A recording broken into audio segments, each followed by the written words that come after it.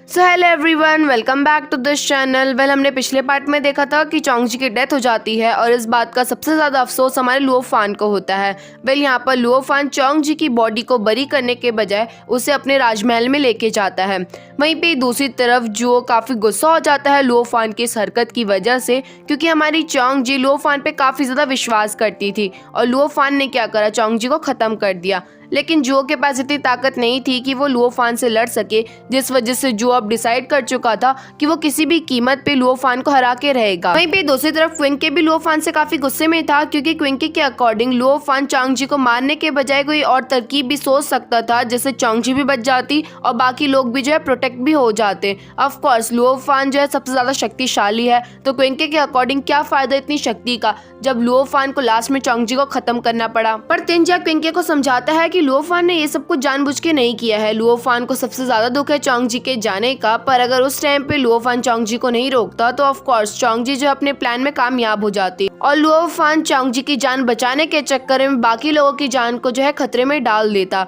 जिस तरह से चोंगजी की लाइफ इंपॉर्टेंट है, उसी तरह से बाकी लोगों की लाइफ भी उतनी ही वैल्यूएबल है। पर आप लोगों को लगता है कि लुओ फान इतनी आसानी से हार मान जाएगा? लुओ फान किसी भी कीमत पे चोंगजी को नहीं छोड़ सकता था, जिसके बाद लुओ फान चोंगजी की बॉडी लेकर अपने गॉड के पास जाता है और उनसे रिक्वेस्ट करता है कि वो चोंगजी की सोल उन्हें वापस कर दे, ताकि इसके बदले में लुओ फान जो है और भी ज्यादा मैजिकल स्किल सीखेगा और भी ज्यादा जो है अपने आप को पावरफुल बनाएगा, ताकि वो आसानी से बाकी लोगों की प्रोटेक्शन कर सके। और लुओ फान बाकी सारे इमोर्टल्स में से सबसे ज्यादा शक्तिशाली था और सबसे ज्यादा अच्छा भी था, जिस वजह से गॉड लुओ फान की इच्छा मान लेते हैं और चोंगजी को एक न्यू लाइफ देने के लिए एग्री हो जाते हैं। जिसके बाद देखते ही देखते हमारी चोंगजी की बॉडी एक छोटी सी न्यू बॉर्न बेबी में कन्वर्ट हो जाती है और अब इसके आगे भी हम इस बेबी को जो है चोंगजी ही कहेंगे। यहाँ पर चोंगजी का भले ही पुनर्जन्म था, लेकिन चोंगजी की बॉडी में अभी भी इविल ब्रेथ मौजूद थी, जिस वजह से लुओ फान चोंगजी के गले में एक लॉकेट बनाता है, जिसके थ्रू चोंगजी कभी भी अपना आपा नहीं खो पाएगी। साथ साथ उस लॉकेट के थ्रू कोई भी चोंगजी को नहीं पहचान पाएगा कि चोंगजी की बॉडी के अंदर इविल ब्रेथ मौजूद है। साथ साथ लुओ फान चोंगजी को अपने साथ नहीं रख सकता था, अदरवाइज चोंगजी की लाइफ में और भी ज्यादा खतरा बढ़ जाएगा, जिस वजह से लुओ फान धरती लोक में जाकर चुपचाप से एक राजा रानी के गेट के पास चोंगजी को रख के वहाँ से निकल जाता है। उन राजा रानी का अभी तक कोई भी संतान नहीं था, जिस वजह से वो चोंगजी को देखते ही तुरंत ही चोंगजी को अपनी बेटी के रूप में एक्सेप्ट कर लेते हैं। जिसके बाद ऐसी 18 साल बीत जाते हैं, जहाँ पर लुओ फान डेली जो है मैजिकल स्किल को अपनी इम्प्रूव करने में लगा रहता था। साथ साथ जब भी चोंगजी के ऊपर खतरा मंडराता था तो लुओ फान तुरंत ही वहाँ पे पहुंच के चोंगजी को सेव भी करता था।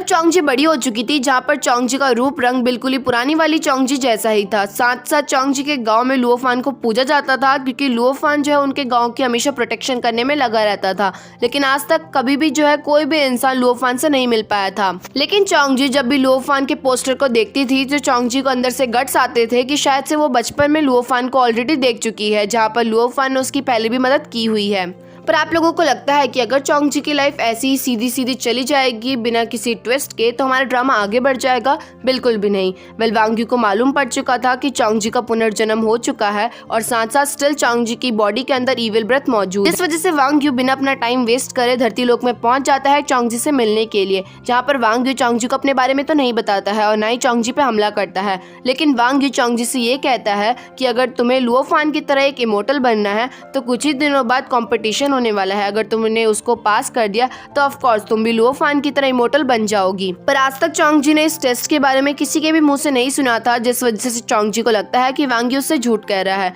इसी वजह से चोंगजी वांग यू की कही हुई बात पे ज्यादा विश्वास नहीं करती। चोंगजी की एज हो चुकी थी, तो ऑफ कोर्स चोंगजी के फादर की भी काफी ज्यादा एज हो चुकी होगी और इसी वजह से कुछ दिनों बाद चोंगजी के फादर की डेथ हो जाती है। यहाँ पर अब इसके बाद चोंगजी की लाइफ में बचे सिर्फ और सिर्फ उसके अंकल और उसकी एक चाची। यहाँ पर चोंगजी की अंकल तो सही थे, लेकिन चोंगजी की जो चाची थी वो काफी ज्यादा इविल माइंडेड थी। साथ साथ उन्हें पता था कि चोंगजी जो है रास्ते में से उठाई हुई एक लड़की थी, यानी कि उनकी खुद की संतान नहीं थी, जिस वजह से वो पहले से तो चोंगजी के साथ बुरा व्यवहार करते ही थे। लेकिन फादर के मरने के बाद चोंगजी के साथ वो और भी ज्यादा बुरा करने लग जाते हैं। चोंगजी के फादर ने चोंगजी के लिए एक अच्छे घर का रिश्ता तय किया हुआ था, जिसे चोंगजी की चाची ठुकरा देती है और अपनी बेटी से उस लड़की की शादी करवा देती है। यहाँ पर चोंगजी की चाची ने उस लड़के से ये कहा हुआ होता है कि अगर तुम मेरी बेटी से शादी करोगे तो सारा का सारा महल जो है तुम्हारा हो जाएगा। इसी वजह से वो राजकुमार जो है तुरंत ही चोंगजी के राजमहल में जाता है और सारे के सारे सामान को अपने राजमहल में शिफ्ट करने लग जाता है। लेकिन चोंग जी ये सब कुछ नहीं देख सकती थी कि उसके फादर का सामान जो है कोई दूसरा आदमी आकर निकाल के लेके जा रहा है, जिस वजह से चोंग जी उन्हें रोकने की कोशिश करती है। लेकिन उल्टा वो राजकुमार अपने सैनिकों से कहकर चोंग जी और उसके अंकल को खूब ज्यादा मारने लग जाता है। वेल यहाँ पर इसी बीच में चोंग जी के गले से उसका लॉकेट टूट जाता है, जिसके बाद चोंग जी अपने आप को काबू में नहीं रख पाती है और अपनी इविल ब्रेथ के थ्रू जो है कुछ ही देर में सभी लोगों को दूर फेंक डालती है। वेल चोंग जी के इस वार को सभी लोग देख चुके थे और यहाँ पर चोंग जी भी समझ चुकी थी कि हाँ, स्पिरिचुअल पावर जैसी नाम की चीज भी एग्जिस्ट करती है। जिसके बाद चोंग जी अपने फादर का पहले तो फ्यूनरल करती है और डिसाइड करती है इसके बाद कि वो भी इमोर्टल का टेस्ट देगी और पावरफुल बन के रहेगी, ताकि वह इसके बाद अपनी चाची को सबक सिखा सके और साथ साथ अपने अंकल को भी प्रोटेक्ट कर सके। पर हमारी चोंग जी को तो मालूम ही नहीं था कि उसे टेस्ट देने कहाँ पे जाना है, जिस वजह से चोंग जी बिना किसी चीज के बारे में पता करे निकल जाती है जंगल की तरफ रास्ता खोजने के लिए। वेल रास्ते में चोंग जी को वांग यू दिखता है, जहाँ पर वांग यू चोंग जी को रास्ता गाइड करने की कोशिश करता है। लेकिन चोंग जी को वांग यू पे विश्वास नहीं था, जिस वजह से चोंग जी वांग यू के बताए हुए रास्ते के अपोजिट रास्ते में चलने लग जाती है। बल्कि वांग यू तो चाहता था कि चोंग जी कैसे न कैसे करके इमोर्टल वर्ल्ड में पहुंच जाए और वहां पर जाकर अपनी स्किल्स को इम्प्रूव करे, ताकि इससे वांग यू को आसानी होगी उस स्वॉर्ड को वापस से अपने एरिया में लाने के लिए। मतलब रास्ता ढूंढते ढूंढते ऐसी ही रात हो जाती है, जहाँ पर अचानक से जंगलों में हमारी फंसी चोंग जी के ऊपर जो है डीमंस लोग अटैक कर देते हैं। वेल चोंग जी को तो कुछ भी स्किल आती ही नहीं थी, जिस वजह से ऑफ कोर्स चोंग जी जो है उन डीमंस का सामना नहीं कर पाती। लेकिन तभी अचानक से लुओ फान वहाँ पे पहुंच जाता है और तुरंत ही देखते सारे के सारे डीमंस को वहाँ से भगा देता है। यहीं पे हमारी चोंग जी बेहोश हो जाती है और जब उसकी आंख खुलती है तो वो युनजी के एरिया में मौजूद थी। यहाँ पर युनजी चोंग जी को देखकर एक पल के लिए काफी ज्यादा हैरान हो जाती है, लेकिन लुओ फान युनजी को कुछ नहीं बताता है चोंग जी के पास्ट के बारे में और ना ही ये बताता है कि चोंग जी किस तरह से बॉर्न हुई। लुओ फान युनजी को सिर्फ और सिर्फ इतना बताता है कि चोंग जी पुरानी वाली चोंग जी की तरह सिर्फ और सिर्फ एक जैसी दिखती है, इसके अंदर इविल ब्रेथ बिल्कुल भी नहीं है। वेल यहाँ पर चोंग जी भी लुओ फान को देखकर थोड़ी सी शॉक्ड हो चुकी थी और चोंग जी को मालूम था कि वो लुओ फान की स्टूडेंट बन सकती है, जिस वजह से चोंग जी लुओ फान से रिक्वेस्ट करती है अपना स्टूडेंट बनाने के लिए। यहाँ पर युनजी के अकॉर्डिंग लुओ फान इतनी इजीली किसी को भी अपना स्टूडेंट नहीं बनाता है, लेकिन चोंग जी के एक रिक्वेस्ट से ही जो है लुओ फान तुरंत ही चोंग जी को अपना स्टूडेंट एक्सेप्ट कर लेता है। और वैसे भी करेगा क्यों नहीं, क्योंकि लुओ फान को तो मालूम है कि ये चोंग जी उसकी पुरानी वाली चोंग जी ही है। और कुछ ही देर में सारी की सारी क्रियाक्रम करने के बाद चोंग जी जो है लुओ फान की स्टूडेंट बन जाती है। यहाँ पर साथ ही साथ लुओ फान चोंग जी के ऊपर अपनी मैजिकल पावर का भी यूज करता है, जिसके थ्रू चोंग जी का रियल फेस जो है चेंज हो जाता है। वेल इससे फायदा होता यूं है कि जब चोंग जी इमोर्टल एरिया में जाती है तो किसी को भी चोंग जी का रियल फेस नहीं दिखाई देता है, जिस वजह से चोंग जी के ऊपर किसी का भी शक नहीं जाता है। लेकिन हाँ, एक टाइम पे लुओ फान पे सारे के सारे इमोर्टल्स थोड़ा सा गुस्सा हो जाते हैं, क्योंकि चोंग जी का जो इस बार जन्म हुआ था उस टाइम पे चोंग जी का नाम पड़ा था वुनजी। लेकिन जिस तरह से कोई भी टीचर जब स्टूडेंट को एक्सेप्ट करता है तो उसका नाम चेंज कर देता है, तो लुओ फान इस बार वुनजी का नाम वापस से चोंग जी ही रख देता है। और ऑफ कोर्स आप लोगों को तो पता ही है कि पुरानी चोंग जी ने क्या क्या करा था, जिस वजह से इस नाम की वजह से सारे के सारे इमोर्टल्स को जो है काफी ज्यादा गुस्सा आता है। वहीं पे जब ये बात क्विंके को मालूम पड़ती है कि लुओ फान ने वापस से अपना एक स्टूडेंट चुन लिया है और उसका नाम चोंग जी ही रखा है, तो इस वजह से क्विंके को भी काफी ज्यादा चिढ़ मचती है। ऑफ कोर्स मचेगी क्यों नहीं, क्योंकि क्विंके जो है चोंग जी को पसंद करता था और वो नहीं चाहता था कि किसी और लड़की का नाम भी चोंग जी पड़े। वहीं पे दूसरी तरफ लुओ फान चोंग जी को अपने राजमहल में लेके जाता है, जहाँ पर अपने रूम में जाने के बाद चोंग जी देखती है कि सारी की सारी चीजें जो है मेरी ही साइज की पड़ी हुई है। इस वजह से चोंग जी को ये लगने लगता है कि शायद से लुओ फान को पहले से ही मालूम था कि मैं उसकी स्टूडेंट बनने वाली हूँ। वेल अब वापस से चोंग जी की न्यू लाइफ शुरू हो जाती है। बस हल्का सा डिफरेंस ये था कि पिछली बार वाली चोंग जी को ज्यादा मैजिकल पावर नहीं सिखाई गई थी, लेकिन इस बार वाली चोंग जी को सारी की सारी प्रॉपर ट्रेनिंग दी जाती है। वेल यहाँ पर चोंग जी से मिलने के लिए मुयू आता है और अपने साथ ट्रेनिंग एरिया में लेके जाता है। वेल यहाँ पर सभी लोगों को ट्रेनिंग और कोई नहीं मियाओ सिखा रही होती है, क्योंकि ऑफ कोर्स चोंग जी से वो 18 साल बड़ी है, यानी कि वो अब से चोंग जी की सीनियर रहने वाली है। यहाँ पर जब मियाओ को मालूम पड़ता है कि ये लड़की और कोई नहीं लुओ फान की स्टूडेंट चोंग जी है, तो मियाओ को तो चोंग जी के नाम से पहले से ही नफरत थी, जिस वजह से मियाओ जो है चोंग जी से कहने लग जाती है कि आओ मेरे से एक बार लड़के दिखाओ ताकि मैं देख सकूं कि तुम्हें कितनी स्किल आती है। भले ही यहाँ पर मियाओ एक पॉइंट तक सही थी, लेकिन स्टिल मियाओ जो है सभी लोगों की सीनियर है और मियाओ कभी भी अपने जूनियर के ऊपर अत्याचार नहीं कर सकती थी, जिस वजह से मुयू मियाओ को डांटता और वहाँ से भगा देता है। जिसके बाद चोंग जी की मुलाकात होती है यान से और चोंग जी और यान एक दूसरे से इतना ज्यादा बात करते हैं कि वापस से चोंग जी और यान के बीच में काफी अच्छी दोस्ती हो जाती है। दूसरी तरफ एक बार फिर से युनजी थोड़ा सा उदास हो जाती है, क्योंकि जब तक चोंग जी धरती में रह रही थी तब तक लुओ फान जो है युनजी के साथ रहा करता था, लेकिन जब से चोंग जी वापस से इमोर्टल एरिया में आ चुकी है, तो लुओफान युनजी से ये कहने के लिए गया हुआ होता है कि आज के बाद वो युनजी से थोड़ा कम ही मिलेगा, क्योंकि वो चोंगजी को जो है न्यू स्किल सिखाया करेगा। और जब ये बात सूजी को मालूम पड़ती है कि चोंगजी ही नाम की लड़की की वजह से एक बार फिर से उसके टीचर का दिल टूटा है और चोंगजी की वजह से लुओफान उसकी टीचर से दूर जा रहा है, तो सूजी को भी चोंगजी पे काफी ज्यादा गुस्सा आ रहा होता है। नेक्स्ट सीन में मुयू चोंगजी को पेरिस्टल हॉल के पास लेके जाता है, जहाँ पर न्यू स्टूडेंट हर कोई जाया करता था। यहाँ पर चोंगजी डीमन टोकन को देखकर अजीब सा फील करती है और तुरंत ही वहाँ से भाग जाती है। वहीं पे दूसरी तरफ काउंसलर को भी हल्का सा फील होता है कि डीमन टोकन जो अपनी लोकेशन से हल्का सा हिल चुका है, जिस वजह से बिना टाइम वेस्ट करे तुरंत ही काउंसलर भी पेरिस्टल हॉल के पास पहुंच जाता है। और जब काउंसलर चोंगजी को देखता है तो जो शक अभी तक काउंसलर को चोंगजी के ऊपर नहीं हुआ था वो चोंगजी के ऊपर होने लग जाता है, क्योंकि वो डीमन टोकन तभी अपनी लोकेशन से हिलता है जब उसके आसपास कोई डीमन पावर हो, और इतने सालों से जो है वो डीमन टोकन अभी तक नहीं हिला, लेकिन चोंगजी के वहाँ पे जाते ही कैसे हिल गया। पर उस टाइम पे मुयू ये सिचुएशन संभाल लेता है और चोंगजी को उसके रूम की तरफ भेज देता है। पर स्टिल काउंसलर को चोंगजी पे शक था, जिस वजह से काउंसलर तिंजिया से कहता है चोंगजी का सारा बायोडाटा कलेक्ट करने को। पर एज यू ऑल नो चोंगजी जो है नॉर्मल फैमिली में पली बड़ी है, जिस वजह से तिंजिया को कोई भी चोंगजी के बारे में ऐसी इन्फॉर्मेशन नहीं पता चलती है जिसके थ्रू जो है काउंसलर चोंगजी के ऊपर शक कर सके। अब नेक्स्ट डे एक बार फिर से चोंगजी जो है प्रैक्टिस करने के लिए मियाओ के पास जाती है। इस बार मियाओ अलग से ही प्लान बना के आई हुई थी। ऑफ कोर्स मियाओ तो चोंगजी से नहीं लड़ सकती थी, लेकिन स्टिल मियाओ जो है अपने किसी स्टूडेंट को कह सकती थी चोंगजी से लड़ने को। लेकिन यहाँ पर तो चोंगजी के पास हथियार था ही नहीं कि इतने में वहाँ पे क्विंकी आ जाता है और चोंगजी को अपना हथियार सौंप देता है। ऑफ कोर्स ये सीन देखकर हमारी मियाओ जो है जलने लग जाती है,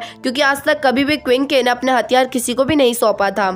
जिसके बाद मियाओ के स्टूडेंट और चोंगजी के बीच में फाइट होना शुरू हो जाती है, जहां पर इन लोगों के बीच में शुरुआत में तो नॉर्मल फाइट थी, लेकिन गलती से वो स्टूडेंट चोंगजी के हाथ में एक कट मार देता है और जैसे ही चोंगजी का ब्लड उसके लॉकेट में लगता है तो चोंगजी की बॉडी के अंदर वापस से इविल पावर जाग जाती है। और इसके बाद होना क्या था, चोंगजी जो काफी ज्यादा शक्तिशाली हो जाती है और आराम से मियाओ के स्टूडेंट को पछाड़ देती है। इवन यहाँ पर चोंगजी उस स्टूडेंट को जो आधा घायल भी कर देती है, लेकिन थैंक्स टू लुओफान वहाँ पे टाइम पे आ जाता है और चोंगजी को काबू में लाता है। यहाँ पर सभी लोगों को चोंगजी पर हल्का सा शक था, लेकिन वो शक जो है ज्यादा देर तक नहीं टिक पाता है, क्योंकि क्विंकी के अकॉर्डिंग उसकी स्वॉर्ड जो है काफी ज्यादा शक्तिशाली थी, जिसे चोंगजी नहीं संभाल पाई और इसी वजह से जो है वो मियाओ के स्टूडेंट को घायल भी कर दी। जिसके बाद लुओफान चोंगजी को वहां से लेके जाता है और चोंगजी को बाहर जाकर कहता है कि आज के बाद चोंगजी को उन लोगों के साथ प्रैक्टिस करने की बिल्कुल भी जरूरत नहीं है, यानी कि आज के बाद से जो है लुओफान ही सिर्फ और सिर्फ चोंगजी को सारी की सारी मैजिकल पावर सिखाएगा, वो भी अकेले में। अब यहाँ पर चोंगजी का मूड हल्का सा ऑफ था, जिस वजह से चोंगजी के मूड को फ्रेश करने के लिए लुओफान चोंगजी को धरती लोक में लेके जाता है और वहाँ पर रेस्टोरेंट में ले जाकर काफी कुछ जो है चोंगजी के लिए ऑर्डर करता है। जिसके बाद जब लुओफान वापस से इमोर्टल एरिया जाता है तो यहाँ पर क्विंकी जो है लुओफान से मिलने के लिए आया हुआ था। यहाँ पर क्विंकी का लुओफान से ये क्वेश्चन था कि लुओफान ने अपनी न्यू स्टूडेंट का नाम चोंगजी ही क्यों रखा, क्योंकि ऑफ कोर्स किसी के नाम से जो हमारी अलग अलग फीलिंग्स जुड़ी हुई होती है और पुरानी वाली चोंगजी की जगह क्विंकी के दिल में कोई भी नहीं ले सकता था। पर आप लोगों को लगता है कि लुओफान इतनी आसानी से क्विंकी को सब कुछ सच सच बता देगा, जिस वजह से लुओफान जो है क्विंकी को कुछ भी जवाब नहीं देता है और लास्ट में क्विंकी को गुस्से से वहाँ से निकलना पड़ता है। अब नेक्स्ट डे चोंगजी की ट्रेनिंग होना शुरू हो जाती है, जहाँ पर ऑफ कोर्स सबसे पहले तो चोंगजी को एक हथियार की जरूरत थी, जिस वजह से हथियार चुनने के लिए मुयू चोंगजी को अपने साथ लेके जाता है। लेकिन वहां पर पहुंचने के बाद कोई भी हथियार जो है चोंगजी को सेलेक्ट नहीं कर रहा था, क्योंकि मुयू का मानना ये था कि हथियार जो है अपने मालिक को खुद से चुनते हैं और ऑफ कोर्स यहाँ पर चोंगजी को कोई भी हथियार जो एक्सेप्ट नहीं कर रहा था, जिस वजह से चोंगजी बहुत ज्यादा उदास हो जाती है और सारी की सारी बात लुओफान को बताती है। जिसके बाद लुओफान चोंगजी को तालाब के पास लेके जाता है और पुरानी वाली चोंगजी का हथियार पानी से निकालते हुए इस वाली चोंगजी को सौंप देता है और ये वाला हथियार जो है आराम से चोंगजी को एक्सेप्ट भी कर लेता है।